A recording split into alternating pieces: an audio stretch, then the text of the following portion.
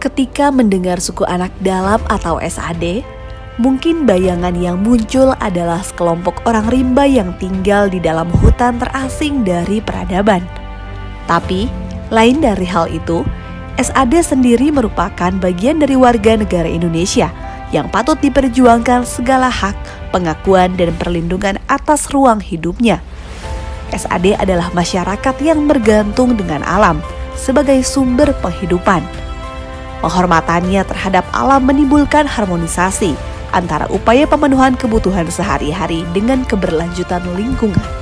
Negara menyadari bahwa salah satu indikator dari pertumbuhan ekonomi adalah besarnya nilai investasi yang berkaitan dengan sumber-sumber kekayaan alam yang dimanfaatkan oleh pemilik modal demi kemakmuran dan kesejahteraan rakyat.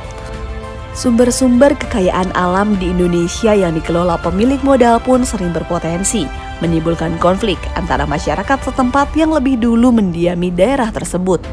Seperti konflik tanah yang dialami oleh SAD 113, muncul karena adanya persetujuan pelepasan kawasan hutan seluas 27.150 hektar. Konflik pun mulai mengalir pasca diterbitkannya HGU untuk PT BSU sejak tahun 1987 silam. Artinya, konflik itu sudah berjalan selama 35 tahun.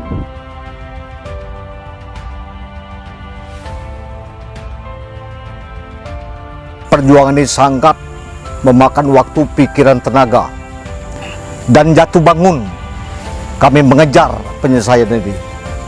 Nah, dalam tahun 1986 keluar sertifikat BDU pertama, bangun desa utama. Dari situlah awal konflik kami. Dari 3 dusun, Pinang Tinggi, Padang Salah, dan dusun Tanah Menang. Terjadilah konflik itu terus memanjang. Dan kami selalu diintimidasi, diteror, bahkan diancam dengan PT BDU maupun PT Asiatik Persada. Nah, perlu diketahui bahwa PT Asiatik Persada ini sudah berapa kali ganti. Pertama BDU, Cargill, CDC, IMS, BSU sekarang ini. Jadi sudah bertukar-tukar mereka tadi itu, maka konflik ini pun belum selesai. Sejak saat itulah, SAD 113 menjadi salah satu kelompok masyarakat yang bergerak untuk memperjuangkan hak garapan, kebun, hak waris dan hak ulayat yang telah ada sejak nenek moyang mereka. Ado dari Datuk Manyal, ya ado di Muaro Jambi, ado juga anak cucu Datuk Manyal di Batanghari. Itu saya jalani selama 35 tahun, bahwa hak-hak kita sebelum HGU PT Bangun Desa Utama terdiri, apakah itu dibiarkan menurut hukum adat maupun hukum negara. Kalau kita merasa punya hak, marilah kita tuntut hak kita. Itu dasarnya, karena makam pekuburan itu HGU kita, aku bilang, bapak-bapak, ibu-ibu, dulur-dulur, bukannya HGU perusahaan. Karena tidak mungkin aku bilang hak kita itu bisa hilang dengan dasar hukum yang didirikan oleh negara. Negara memang mendirikan hukum, itu tidak salah aku bilang. Tapi hak kita sebelum adanya beku dunia, kalau sudah ada di situ, masa tidak kita tuntut, aku bilang. Kalau kita tidak nuntut, aku bilang tidak akan dapat. Kemudian kita, aku bilang, menyerahkan hak kita ini kepada BPN Batanghari, provinsi, pusat. Yang jelas kami selaku pihak pemerintah tentunya membantu pihak masyarakat. Nah, perjuangan mereka pun tentunya kami mengadakan rapat untuk membuktikan keabsahan mereka. Jadi memang benar-benar kami dibantu juga oleh BPN selaku yang membidang yang tim teknis. Memang harus kami perjuangkan dan juga tidak merugikan pihak investor. Jadi di dalam perjuangan mereka terbukti bahwa mereka memang ada hak mereka yang dituntut mereka. Perjuangan panjang SAD 113 untuk mendapatkan kembali haknya terwujud sudah. Konflik SAD 113 dengan PT BSU pun berakhir harmonis. Puncaknya, Kementerian ATR BPN mengeluarkan sertifikat kepemilikan bersama atau komunal untuk 744 warga SAD 113 berupa perkebunan sawit dan 20 hektar pemukiman atau fasilitas umum yang ditetapkan melalui SK Gubernur Jambi. Sertifikat SAD 113 telah diserahkan secara simbolis oleh Presiden Republik Indonesia Joko Widodo di Istana Negara Kamis 1 Desember 2022 lalu.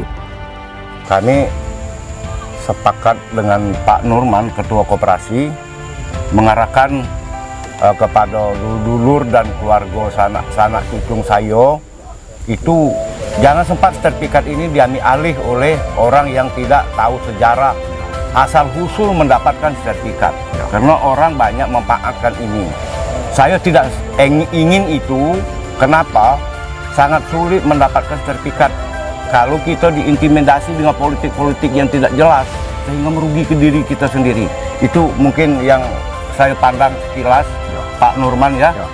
Karena ada yang oknum menganggap ini tidak jelas, itu tidak jelas. Yang lebih jelas itu bagaimana? Itu menurut saya sarankan kepada keluarga besar saya, suku anak dalam kelompok 113, jangan terprovokasi dengan hal-hal yang tidak bertanggung jawab. Ini kan sertifikat komunal.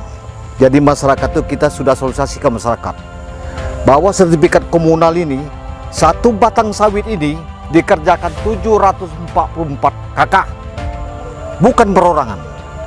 Nah, semua kegiatan dalam pengelolaan lahan tersebut itu selalu masuk ke wadah koperasi kita.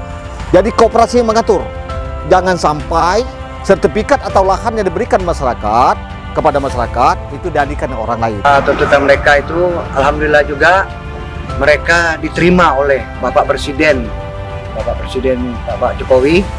Mereka sehingga diundang langsung.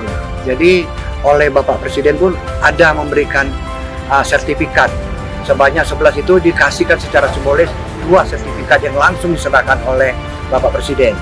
Selebihnya Bapak Menteri langsung turun ke lokasi, di lokasi SAD 113. Untuk yang 9-nya langsung Menteri yang menyerahkan. Sertifikat kepemilikan bersama itu kan artinya tidak bisa secara individual ya untuk mentransaksikannya. Jadi artinya memang itu untuk kepentingan masyarakat komunal itu. Jadi tidak untuk kepentingan pribadinya.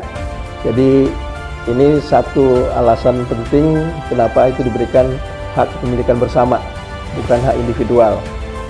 Memang kalau kita berikan hak kepemilikan bersama ataupun komunal, itu berarti peruntukannya memang untuk masyarakat setempat, masyarakat komunal itu tidak akan bisa ditransaksikan oleh individu-individu, sehingga nanti apa tujuan kita memberikan hak itu untuk kesejahteraan masyarakat, bukan menjadi kesejahteraan individu, tapi menjadi kesejahteraan kelompok masyarakat. Peran BPN itu sangat besar sekali, terutama kaitannya dengan objek yang berlokasi di Kabupaten Batanghari yang mereka klaim cukup banyak dan itu perlu penyelesaian khusus. Karena kalau dinilai dari upaya yang sudah dilakukan, mungkin kantor Batanghari itu perlu menindaklanjuti sampai dengan pengukuran pemetaan yang ada di lokasi Kabupaten Batanghari. Dari sinilah nanti kita sampaikan kepada pihak Kanwil maupun kementerian bahwasannya terkait dengan rencana area lokasi itu sudah ada di Kabupaten Batanghari. Dalam rangka penyelesaian konflik, kami selalu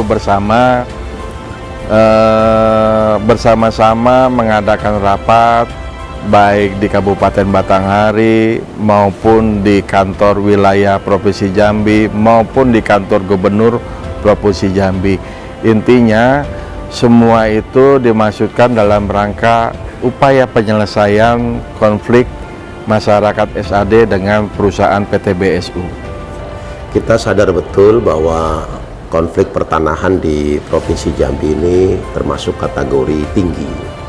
Salah satu yang ditangani oleh pemerintah provinsi beserta Forkompimda dan seluruh komponen itu adalah kasus antara PT BSU dengan SAD Suku Anak Dalam 113.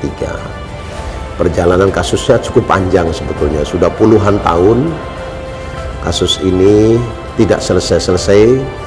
Alhamdulillah dengan kerjasama yang cukup baik antara pemerintah daerah, pemerintah kabupaten, kemudian pemerintah provinsi dan juga pemerintah pusat, didukung oleh Forkompimda Provinsi Jambi. Alhamdulillah kasus ini berhasil diselesaikan dengan baik, di mana para pihak juga bisa menerima penyelesaian dengan cara musyawarah mufakat.